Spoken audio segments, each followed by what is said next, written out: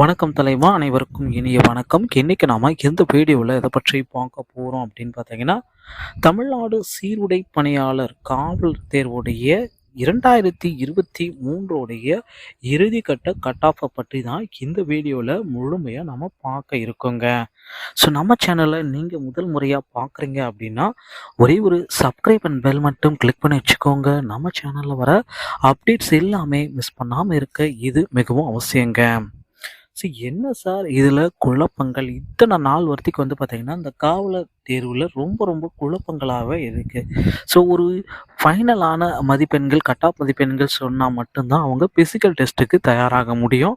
So அதை தான் உங்களுக்கு கிளியராக எக்ஸ்பிளைன் பண்ணுறோம். 2021 எவ்வளோ வேகன்சிஸ் இருந்து அப்படின்னு பார்த்தீங்கன்னா 10,906. அதே 2022 பார்த்தீங்கன்னா 3,552. 2023 பார்த்தீங்கன்னா 3,359 தாங்க. ஸோ இருக்க பார்த்தீங்கன்னா வேகன்சிஸ் அப்படியே குறைஞ்சிட்டு தான் வராங்களே தவிர வேகன்சிஸ் இந்த ஆண்டு இன்க்ரீஸ் பண்ணலை. ஸோ 2024 கண்டிப்பாக ஒரு 10,000க்கு மேலே வேகன்சிஸை பிசி எக்ஸாமில் நம்ம எதிர்பார்க்கலாம் இந்த ஆண்டு.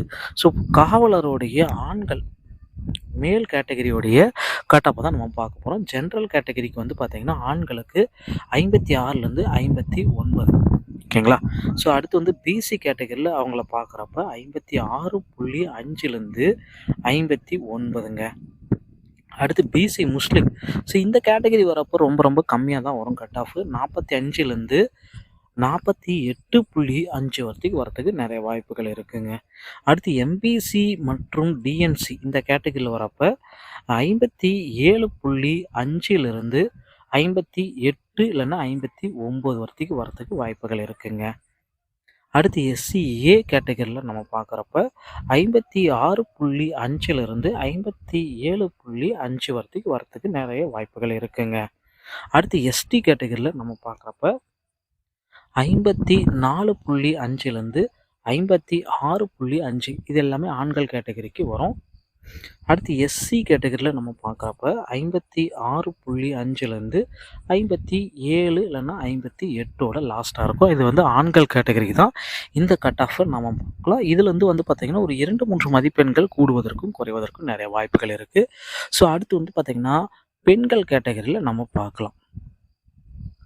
ஸோ அதில் பார்த்திங்கன்னா ஜென்ரல் கோட்டாவில் பெண்களுக்கு 52.5லேருந்து 55.5 வரத்துக்கு பேசிக்காக வரும். ஓகேங்களா.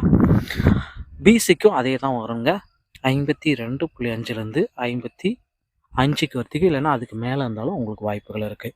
ஸோ பிசி முஸ்லீமை பொறுத்த வரைக்கும் ரொம்ப கம்மியாக தான் வரும். 40.5லேருந்து 42 இல்லைன்னா 43 வரத்துக்கு வாய்ப்புகள் இருக்குது.